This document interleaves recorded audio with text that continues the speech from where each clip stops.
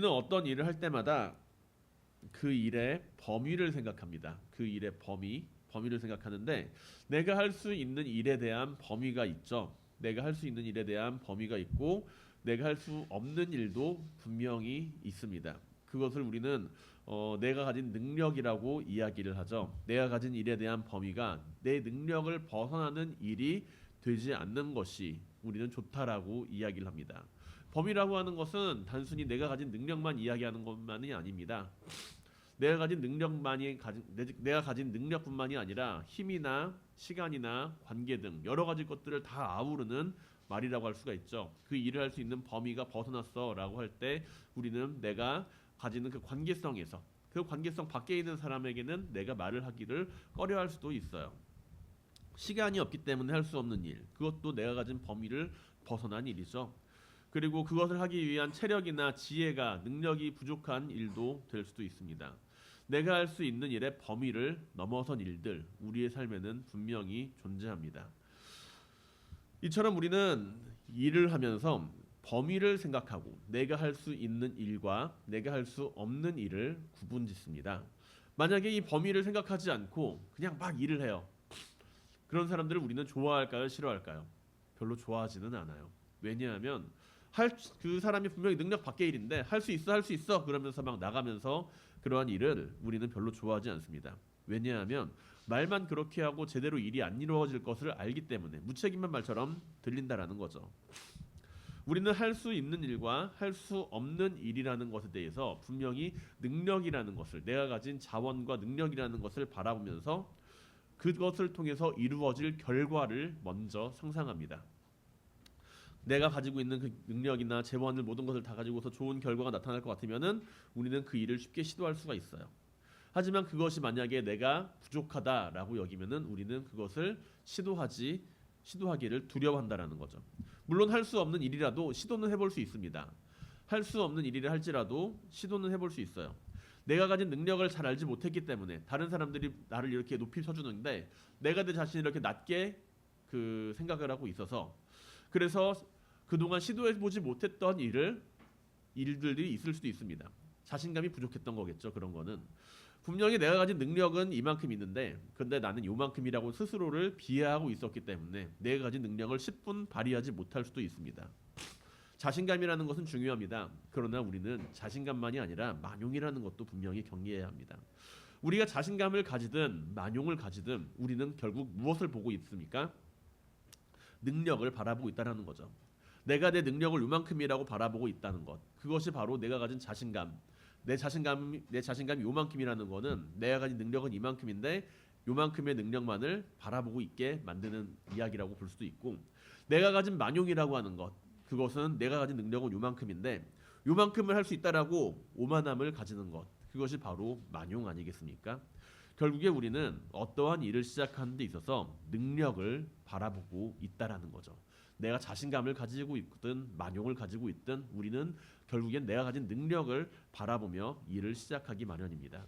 그런데 오늘 본문을 보게 되면 우리는 예수님의 기도를 바라보게 되죠. 예수님의 기도는 범위의 논리로는 도저히 설명할 수가 없는 말씀입니다. 우리는 능력을 계산하고 결과를 예측하고 책임질 수 있는 선까지만 말하고자 하죠. 내가 책임질 수 있는 선까지만 말을 하고자 합니다. 그런데 주님께서 하시는 그 기도에는 그러한 계산이 보이지가 않아요. 주님께서는 눈앞에 있는 제자들만을 위해서 기도하시지 않았고 아직 태어나지도 않았고 얼굴도 이름도 모를 사람들 그들로 말미암아 믿게 될 사람들까지도 위해서 기도하고 계셨다라는 것입니다. 주님께서 제자들을 눈앞에 두고 하시는 기도는 그들로 말미암아 나를 믿는 사람들을 위한 기도라는 것이죠. 제자들만을 위한 기도가 아니라 그들로 말미암아 나를 믿는 사람들을 위한 기도입니다. 이것은 곧 주님의 기도가 오늘의 교회와 이 시대를 살아가는 우리에게도 해당되는 기도라는 것이죠. 그런데 주님께서는 왜 이렇게 범위를 넘어서 기도하시면서도 기도하고 계시는 걸까요? 주님께서는 왜 이렇게 범위를 넘어서는 기도를 하고 계시는 걸까요? 이러한 범위를 넘어서는 기도 가운데 주님께서는 한 가지만은 분명하게 붙들고 계십니다. 그것은 주님께서 한 가지 분명하게 붙들고 계신 것. 그것은 사역의 결과가 아니라 제자들의 그 관계라는 것이죠. 우리는 사역이라고 하는 것을 바라보면서 내가 할 수 있는 일과 할 수 없는 일을 바라보고 그것에 대해서 결과를 내가 계산하며 그것을 사역의 성공과 실패로 생각을 하지만 주님께서는 그것이 아니라 하나가 될 것을 위하여 먼저 기도하십니다. 우리는 사역이라고 하는 것을 바라보면서 규모를 바라봐요. 재정을 바라봅니다. 크기를 바라봐요. 그리고 그러한 것들을 바라보면서 사역의 성공이라고 하는 것을 계산합니다. 큰 교회 같은 많은 재정을 가지고 있고 여러 성도들 앞에서 설교하는 것을 성공한 목회의 한 모습이라고 생각하기도 하고, 내가 다니는 교회에 인원이 많고 하는 일도 많고 사회적으로 존경받는 교회라고 한다면 우리는 그 교회가 좋은 교회, 성공한 교회라고 생각을 하기도 합니다. 그런데 주님께서 원하시는 것은 무엇이죠? 주님께서 원하시는 것은 성공한 사역이 아니라 하나가 되는 일이라는 것입니다. 왜 주님께서는 성공이 아니라 하나됨을 위하여서 기도하셨을까요? 주님께서 원하시는 일은 성공이 아니라 하나 되는 일로 말미암아 드러나기 때문입니다. 우리는 믿음이라는 것에 대해서 그것을 개인적인 것으로 여깁니다. 믿음은 어떤 거예요? 굉장히 개인적인 영역이에요. 믿음은 굉장히 개인적인 영역입니다. 내가 잘 믿고 안 믿고의 문제는 누구의 문제예요? 내 문제죠. 내가 잘 믿고 안 믿고의 문제는 내 문제예요. 내가 아무리 잘 믿어도 내 아들이 믿음이 좋을 거라는 보장이 있어요, 없어요? 없어요. 내가 아무리 잘 믿는다 그래도 내 이웃집, 옆집, 배우자 잘 믿는다는 보장이 있어요, 없어요? 없어요. 왜냐고요? 그 믿음은 개인적인 것이니까요. 내가 성령 체험을 하고 하나님의 섭리가 무엇인지를 깨달았다고 해서 그것을 타인과 공유하기는 무척이나 어려운 것이 사실이라는 것이죠. 내가 아무리 맛있는 음식을 먹어서 배가 불러도 그 배가 부른 게 누구 배가 부른 거예요? 내 배가 부른 거지. 내 배가 부른 거지 다른 사람의 배가 부른 것은 아니잖아요.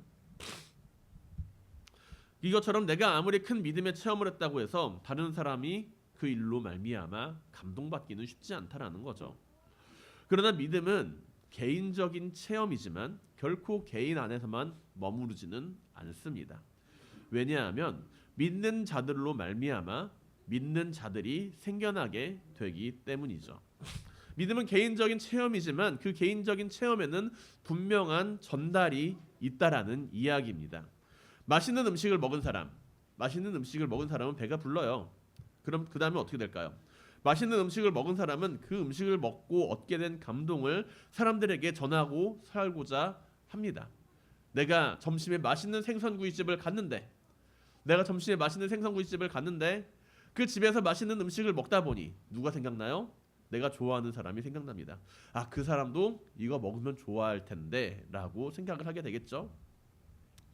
누구나 개인적으로 알고 있는 맛집이 있을 겁니다. 누구나 개인적으로 알고 있는 맛집이 있을 거예요. 다른 사람들이 모르는 나만의 맛집 한 가지씩은 있잖아요. 그 맛집의 음식을 소개해주고 싶어요. 누군가에게 알려주고 싶어요. 그때 어떠한 방법이 가장 좋을까요?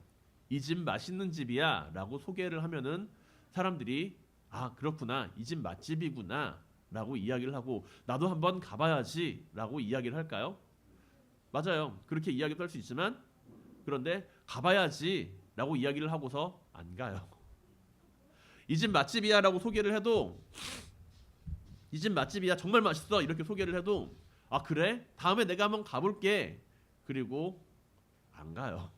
열에 한 8은 안 갈걸요? 2명 정도는 한 갈지는 모르겠는데 제가 볼 때 한 열에 8은 내가 아무리 맛집이라고 이야기를 해도 잘 안 갑니다. 그런데 이 집의 메뉴를 내가 소개할 때 누군가에게 알려줄 때 거기서 먹었던 모습을 보여주면 어떨까요? 내가 거기서 밥을 정말 맛있게 먹었어. 그래서 입가에다가 막 이제 소스 묻히고 먹는 그러한 모습을 보여주면은 사람들은 그 모습을 보면서 어떨까요? 진짜 맛있나 보네. 한번 가볼까? 라는 생각을 하게 됩니다. 그 집의 메뉴를 보여주는 것이 아니라 그 집의 음식을 정말 맛있게 먹는 먹방이라 그러죠. 그러한 모습을 찍어서 보여준다면은 사람들은 어떨까요? 그 맛있게 음식 먹는 모습을 보고 아마 그것만으로도 침을 꿀꺽 삼킬지도 모릅니다. 백문이 불여일견이라는 말이 있어요. 100번 듣는 것보다 한 번 보는 게 낫다라는 거죠. 내가 그 집 음식이 얼마나 맛있는지 100번 설명하는 것보다 맛있는 음식을 먹는 모습을 한 번 보여주는 게 더 나을 수 있다라는 거예요. 쯔양이라는 유튜버 아십니까? 쯔양 먹방 유튜버죠. 밥을 엄청 많이 먹어요. 그 먹는 모습을 보면은 음식점 사장님이 깜짝 놀랍니다. 저 조그마한 몸에 어떻게 저게 다 들어갈까라고 생각을 하면서 굉장히 놀래요. 그런데 그 음식을 먹으면서 사람들은 침을 삼킵니다. 왜일까요? 그 많은 양의 음식을 먹으면서 지루하다는 기색이 없이, 질린다라는 기색이 없이, 물린다라는 기색이 없이 그냥 계속 먹는 거예요. 엄청 맛있게 계속 먹는 거예요. 삼겹살 20인분을 그냥 맛있게 끝까지 계속 먹어요. 그리고 다 먹고 나서도 아쉽다 이렇게 이야기를 해요. 그럼 사람들은 어떻게 생각을 합니까? 와, 저 집 진짜 맛있는 집인가 보다. 나도 한번 가보고 싶다. 나도 오늘 저녁에 한번 곱창에 한번 순대 볶아서 먹어볼까? 그렇게 생각을 하게 된다는 이야기예요. 그래서 밤에는 절대로 먹방 유튜버를 보지 마라 이야기를 하기도 합니다. 교회는 어떤 공동체인가요? 교회는 말하는 공동체가 아니라 말하는 공동체이기 이전에 살아내는 공동체가 되어야 합니다. 믿음이 전해진다라고 하는 것, 우리가 믿음을 전한다라고 하는 것은, 믿음이 전해진다라고 하는 것은 내 믿음을 복사해서, 내가 가진 그 믿음을 복사해서 컨트롤 C, 컨트롤 V로 해가지고 다른 사람에게 붙여넣는 게 아니에요. 내가 가진 그 믿음을 복사해서 다른 사람에게 붙여넣는 것이 아니라, 믿음이 전해진다라는 것은 내가 살아가는 그 믿음의 삶의 자리 안에 다른 사람을 함께 그 믿음의 자리로 초대하는 것입니다. 내가 상대방에게 맛있는 음식을 소개한다면 나는 그 음식이 맛있다라는 것을 이야기하기를 넘어서서 맛있게 먹는 모습을 보여줄 수 있어야 된다라는 거죠. 하나가 된다라는 것은 무엇입니까? 하나가 된다는 것은 맛있는 음식을 함께 먹는 것과도 같습니다. 내가 그냥 소개해주고 끝내는 게 아니라 내가 소개해준 그 음식을 너도 먹고 나도 먹었을 때 그 안에서 우리는 함께라는 말을 할 수 있다라는 것이죠. 그 집 진짜 음식 끝내주더라 라고 하는 그 말. 그 말은 함께하는 사람들 사이에서 가능합니다. 우리의 말과 삶이 예수를 전할 수 있기를 원합니다. 예수의 그 맛을, 주님의 그 맛을 전할 수 있기를 원합니다. 그리고 그 안에서 주님을 믿게 만드는 축복의 통로가 될 수 있기를 주님의 이름으로 간절히 축원드립니다. 하나가 된다라는 것, 하나가 된다라고 하는 것, 그것은 무척이나 매력적인 말로 들립니다. 우리는 다 하나가 되어야 돼요. 우리는 다 하나가 되어야 합니다. We are the world. 우리가 하나가 되어야 된다라는 그 말은 무척이나 매력적인 말처럼 들리죠. 분열도 없고 의견도 일치하고 모든 사람이 다 행복하게 살아가는 그러한 모습처럼만 보입니다. 그런데 하나가 된다라는 것은 꼭 좋은 것만은 아니에요. 하나가 된다는 것, 그것은 꼭 좋은 것만은 아닙니다. 왜냐하면 우리가 경험해온 하나됨이라고 하는 것은 자유로운 관계라기보다 공통의 규칙 아래 묶이는 것에 가깝기 때문입니다. 예를 들어 어떤 조직에 모두에게 공평하다는 이유로, 어떤 조직이 모두에게 다 공평하다는 이유로 모두에게 다 동일한 기준을 세워요. 그렇다면 그 기준은 어떨까요? 겉으로 보기에는 공정해 보일 것입니다. 겉으로 보기에는 굉장히 공정해 보이고 아름다울 거예요. 그런데 실제로는 누군가는 불편하고 누군가는 침묵을 요구하고 누군가에게는 억압을 요구하는 그러한 기준이 되기도 한다라는 것이죠. 튀지 말고 다르지 말고 평균에서 벗어나지 말고, 그렇게 우리는 하나가 되어간다라고 이야기를 합니다. 군대가 하나의 규칙 안에서 하나처럼 움직이죠. 군대에서는 하나의 규칙 안에서 일사불란하게 움직입니다. 학교도 하나의 규칙 안에서 그곳에 다니는 학생들은 하나가 돼요. 그렇게 우리가 말하는 하나라고 하는 것, 우리가 말하는 하나는 곧 공동체 안에 존재하는 규칙이라고 볼 수가 있어요. 그리고 그 규칙을 어기는 사람은 하나가 될 수 없는 존재라고 우리는 이야기합니다. 이러한 하나됨은 질서와 통일감은 만들어냅니다. 하지만 관계를 깊이 하지는 못해요.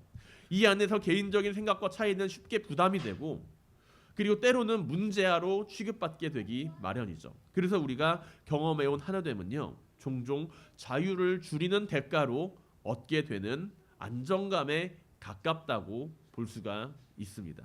그러나 주님께서는 이런 규칙으로 이루어지는 하나를 말씀하시지 않았죠. 주님께서 말씀하시는 하나됨의 말씀은 무엇입니까? 아버지가 내 안에, 내가 아버지 안에 있는 것 같이라는 거예요. 그것은 규칙이 아니라 관계죠. 교회의 하나됨은 합이나 타협이 아니라 하나님과 주님처럼, 주님의 관계처럼 신적인 관계 안에서 이루어지는 하나됨의 그 참여 안에서 이루어진다라는 이야기예요. 규칙으로 이루어진 하나된 모습이 아니라 하나님과 주님의 관계처럼 사랑의 관계 안에서 이루어지는 것이 바로 주님께서 말씀하시는 하나됨의 모습이라는 거죠. 우리는 하나가 되기 위해서 내가 희생해야 돼 이렇게 생각을 하지만 하나가 된다라고 하는 것은 희생이 아니라 사랑 안에서 이루어지는 궁극적인 모습이라는 이야기입니다. 규칙 안에서 만들어지는 통일감이나 키가 큰 사람이 작은 사람에게 맞춰서 항상 무릎을 꿇고 다니는 그러한 모습이 아니라 사랑 안에서 유지되는 다양성의 존중과 하나됨의 일치가 필요하다라는 것이죠. 교회 안에서 우리는 많은 규칙을 가지고 있습니다. 교회 안에는 교리라는 것이 존재하고 신앙과 믿음에 대한 분명한 규칙들이 존재해요. 그러나 그러한 규칙들이 교회를 하나로 만드는 것이 아니라 그러한 규칙들이 교회로 하나가 되게 만드는 것이 아니라 하나님과 주님과의 사랑 안에서 이루어지는 모습처럼 서로가 서로를 사랑하는 모습 안에서 우리는 하나가 될 수 있다라는 이야기입니다. 반대로 교회가 분열되는 것은 뭘까요? 누군가가 규칙을 어겼기 때문에 의견 차이로 인해서 분열이 되는 것이 아니라 사랑이 끊어지게 되었을 때 그 교회는 되기 시작합니다. 우리가 서로에게 사랑받기만을 원할 때, 우리가 서로에게 이기적으로 사랑하기만을 원할 때, 그때 교회는 하나가 되지 않는 것이 아니라 하나가 되는 것이 아니라 분열되기 시작한다라는 거죠. 사랑이라는 것은 뭔가요? 사랑이라는 것은 주기만 하는 것도 아니고 받기만 하는 것도 아니고 서로가 서로에게 주고 받는 거예요. 아버지가 아들에게, 아들이 아버지에게 주는 사랑은 일방적으로 주기만 하는 사랑도 아니고 일방적으로 받기만 하는 사랑도 아니라는 것이죠. 그 안에서 이루어지는 사랑은 유기적인 모습으로서 서로가 서로에게 사랑을 받고 사랑을 줄 수 있는 존재가 되고 사랑을 받을 수 있는 존재가 되고 그리고 그로 말미암아 그 안에서 사랑의 공동체가 세워질 때 그때 바로 교회는 하나가 될 수가 있고 그리스도의 공동체는 하나가 될 수가 있다라는 이야기입니다. 그리고 그 모습을 위해서 주님께서는 기도하고 계신다라는 것이죠. 주님께서는 제자들과 그리고 앞으로 주님을 믿게 될 모든 제자들을 바라보면서 하나가 되게 해달라고 기도하세요. 하나가 되게 해달라고.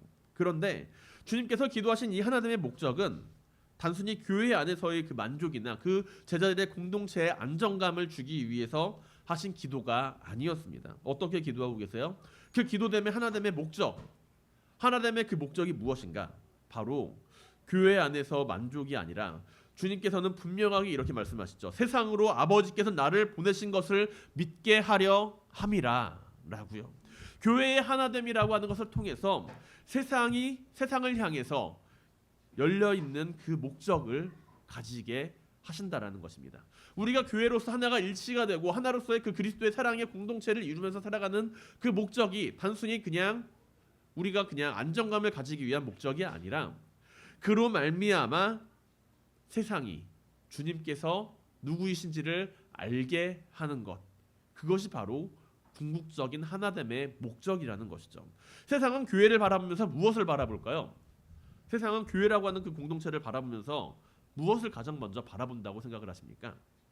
세상은 교회가 말하는 교리나 믿음의 교리나 규칙 같은 것을 먼저 바라보지 않아요. 교회가 얼마나 정교한 신앙을 가지고 있는지, 이 교회라고 하는 공동체가 그냥 그 탁상 공론 위에 세워진 공동체가 아니라 정말로 정교한 신학적인 이론과 근거와 그리고 여러 가지 교리들을 가지고서 세워진 공동체인지 그것을 바라보지 않는다라는 거예요. 그럼 무엇을 바라봅니까?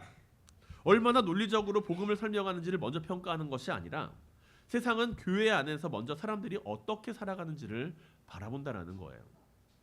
성도들을 서로 어떻게 대하고 있는지, 교회가 세상과 어떠한 관계로 맺어지고 살아가고 있는지 그것을 먼저 바라본다는 이야기입니다. 교회의 신앙은요, 그래서 말보다 먼저 관계를 통해 드러나게 된다는 거죠. 사람들은 주님께서 그리스도가 하나님의 아들이시라고 하는 그 사실을 교회의 설명을 통해서만 믿게 되는 것이 아니라는 이야기입니다. 내가 예수님은 하나님의 아들이에요라고 백날 이제 이야기를 해봤자 사람들은 아 그래요 알겠습니다 라고 이야기를 할지는 몰라도 그 안에 믿음이라고 하는 것, 주님을 정말로 내가 그리스도로 믿겠다라고 이야기하는 그러한 모습이 생겨나기는 정말로 어렵다라는 것이죠. 오히려 그래요 알겠습니다 라고 하면서 믿음을 가진 사람들이 어떻게 하나가 되어 살아가는지를 보면서 그 믿음이 진짜인지 아닌지를 판단하게 됩니다. 복음을 전한다는 것은 단지 무엇을 말하느냐의 문제가 아니라 우리가 어떻게 함께 하나 되어 살아가느냐의 문제라는 이야기예요. 내가 복음을 전하고 있습니다라고 이야기를 할 때, 내가 많은 세상 사람들에게 복음을 전하고 있습니다라고 이야기를 할 때, 우리는 그들에게 나가서 예수님 믿으세요라고 이야기하는 것 그 자체가 복음을 전하는 모습이 아니라 내가 교회라고 하는 공동체 안에서, 그리스도인의 공동체 안에서 내가 예수 그리스도를 믿는 사람이라고 이야기를 하면서 어떻게 관계를 맺으며 살아가고 있는지, 어떻게 하나가 되어서 그들과 함께 살아가고 있는지를 바라보며 사람들은 그 모습을 판단한다라는 이야기죠. 교회의 삶이, 우리의 삶이 복음을 증거하고 있는가, 그 복음의 내용을 증언하고 있는가, 교회에서 맺어지는 그 관계가 그리스도의 사랑을 보여주고 있는가가 세상을 향한 가장 강력한 메시지가 된다라는 이야기입니다. 우리는 컴퓨터가 어떻게 작동되는지 잘 몰라요. 컴퓨터가 어떻게 작동되는지 그 작동 원리에 대해서는 잘 모릅니다. 반도체가 어떻고 뭐 이제 프로그램이 어떻게 구성되어 있는지 이해하지는 못하지만 컴퓨터를 사용해요. 이 컴퓨터가 믿을 만한지 아닌지는 사용해 보면 금방 알 수가 있습니다. 빠르게 작동하는지 안정적인지 필요한 일을 잘 감당해 주는지 우리는 그것을 통해서 그 가치를 판단합니다. 그리고 그 이후에 들어가서야 이 컴퓨터가 빠르게 작동하는 이유가 뭔지 생각하게 된다는 거죠. 빠르게 작동하는 이유, 램이 다른 컴퓨터들보다 이건 램이 더 높아, CPU가 더 좋은 거야, 메모리 카드가 더 좋은 거야, 운영체제가 더 빠른 운영체제야, 그런 것을 듣게 된다는 거지. 우리가 컴퓨터를 사가지고 매장에 가서 종업원에게 이 컴퓨터를 말씀드릴 것 같으면요 정말로 최고급 사양에다가 램도 16기가에다가 CPU도 인텔 12세대 뭐 그런 거 칩셋을 끼고 있어가지고 설명을 들어봤자 우리는 이 컴퓨터가 좋은 컴퓨터인지 나쁜 컴퓨터인지 몰라요. 그래서 종업원은 한번 써보세요. 설명을 하죠. 그래서 싹 써보면은 어때요? 좋네. 저 종업원이 말한 게 이런 거겠구나라고 생각을 하게 됩니다. 교회도 마찬가지죠. 세상은요. 교회에 존재하는 교리와 믿음의 구조를 먼저 이해해서 믿는 것이 아니라 교회가 사랑 안에서 하나가 되어서 살아가는 모습을 보고서 복음을 신뢰하게 된다라는 이야기입니다. 주님께서 기도하신 하나됨은요 세상에서 존경을 받기 위한 이미지가 아닙니다. 또한 갈등이 전혀 없는 완벽한 공동체를 만들기 위한 이상도 아니죠. 주님께서 원하신 하나됨은요 사람들이 서로 부족하지만, 나도 부족하고 너도 부족하고 다 부족하지만, 우리가 하나님 안에서 다 죄인이고 모두가 다 부족하지만, 그러나 그럼에도 불구하고 사랑 안에서 관계를 맺으며 그 관계를 통해 예수 그리스도를 드러내는 공동체의 모습이라는 겁니다. 교회가 무엇입니까? 교회가 무엇인가요? 교회라고 하는 것이 이 건물을 유지하는 그런 모습이기도 하지만 교회라고 하는 것은 그 안에 모인 사람들의 모임을 의미해요. 천막을 하나 세워놓고 그 안에서 예배를 드린다 할지라도 그 안에서 예수 그리스도를 믿고 그 안에서 예수 그리스도의 이름으로 함께 사랑하며 그 안에서 예수 그리스도의 이름으로 함께 나누고 세상을 향해 그 사랑을 선포하는 사람들이 함께 존재한다라고 한다면 바로 그 자리가 교회라고 이야기할 수 있는 거 아니겠습니까? 교회가 하나가 될 때, 그리고 이 교회가 하나가 될 때, 그리스도의 사랑으로 하나가 될 때 이것이 바로 주님을 세상에 증거하는 모습이 될 수 있다라는 거죠. 교회가 하나가 되는 이유는, 교회가 하나가 되어야 하는 이유는 우리 자신의 보존을 위해서가 아니라 우리를 통해 세상이 예수 그리스도를 보게 하기 위함입니다.